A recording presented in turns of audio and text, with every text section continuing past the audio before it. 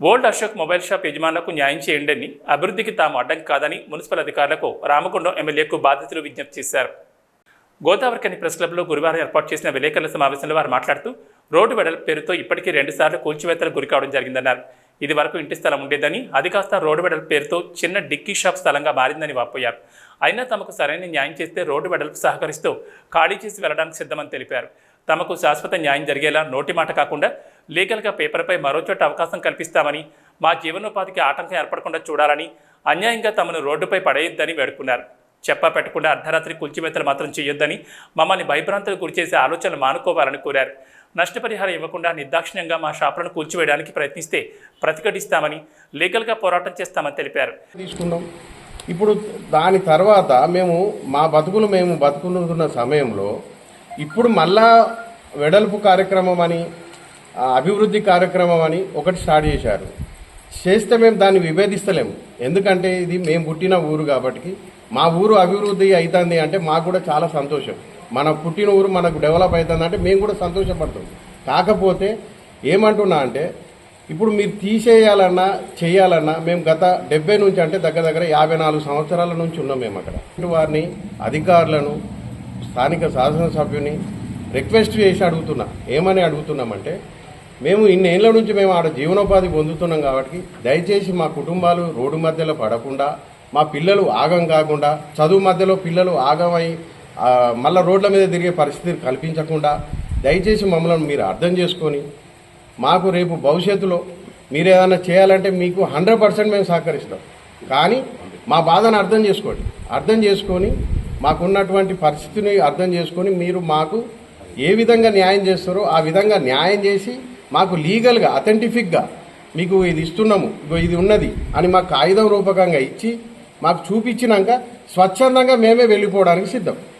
అంతేగాని మధ్యలో మమ్మల్ని మేము ఇస్తా అన్నాం కదా మీరు పోండ్రి అని అంటే అది ఎక్కడ ఇస్తారు, ఏమిస్తారు, ఎట్లిస్తారు అనేది విషయం తెలియకుండా మీరు తర్వాత ఈ రోజు ఉండి రేపు మళ్ళీ మీరు ఈ సమయం గడిచినాక మీరు ఉండలేదు అనుకోండి, అధికారులు ఉండలేదు, స్థానిక శాసనసభ్యుడే ఉండడు, రేపు మళ్ళీ వేరేటోళ్ళు వస్తే మేము మా దగ్గర ఆధారం ఏముంటుంది, మేము ఎవరిని అడుగుతాం?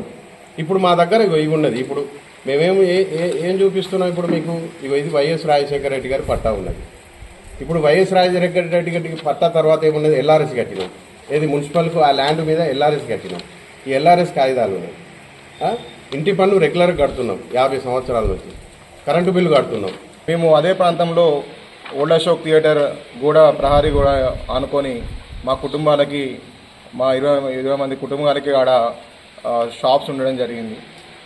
ఈ షాప్స్ని కొందరు ఈ మధ్యకాలంలో వాళ్ళు అధికారులు తెలియదు, కొన్ని సందర్భాల్లో అధికారులు వచ్చిళ్ళు, కొన్ని సందర్భాల్లో అధికారులు కాకుండా ఇతరులు కూడా అక్కడికి వచ్చి మీరు షాపులు వెంటనే ఖాళీ చేయని ఎడల మీ షాపుల్ని ఎట్లున్నాయో అట్లనే ధ్వంసం చేయడం జరుగుతుంది, అది దానివల్ల మీరే నష్టపోతారు తప్ప మాకు అయ్యేది ఏం లేదు, మీకు ముందస్తుగా చెప్తున్నాం మీరు ఇక్కడ నుంచి ఖాళీ చేసి వెళ్ళిపోవాలని చెప్పేసి వాళ్ళని బెదిరియడం జరిగింది.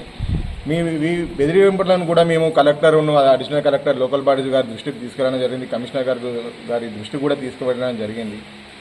ఏంటంటే ఈ రాత్రి కూలగొట్టడం అనేది ఒక చట్ట వ్యతిరేక పని. కమిషనర్ గారు అడుగుతానేమో మాకు సంబంధం లేదంటారు, సింగరేణి మాకు సంబంధం లేదు. మరి ఎవరు ఆ అదృశ్య వ్యక్తులు ఎవరు కూలగొట్టింది అనేది? వాస్తవానికి వాళ్ళకి ఐడెంటిటీ ఉన్నప్పటికీ కూడా అది అభివృద్ధిలో భాగంగా అని చెప్పి కొందరు చెప్పలేకపోతున్నారు. అది సమయం వచ్చినప్పుడు అందరూ బయటికి వస్తారు. నేనేమంటున్నానంటే ఈ కుటుంబాలు ఏదైతే ఈ షాపుల మీద ఆధారపడి ఉంటున్నాయో వారికి ఏదైతే అక్కడ షాపుల మీద ఆధారపడి ఉంటున్నారు కాబట్టి వాళ్ళకి ఎటువంటి నష్టపరిహారం ఇవ్వకుండా అక్కడ షాపుల జోలికి వస్తే మాత్రం మేము ఖచ్చితంగా పోరాడతామని ఈ సందర్భంగా తెలియజేస్తూ, విలేకరుల సమావేశంలో గాదే రామదాసు, పురిపాక రాజ్కుమార్, కొండపాక సత్యనారాయణ, షేక్ ఆయాద్, గాదే ఉపేందర్, కోటేశ్వరాచారి, సురేష్, ప్రభాకర్ తదితరులు పాల్గొన్నారు.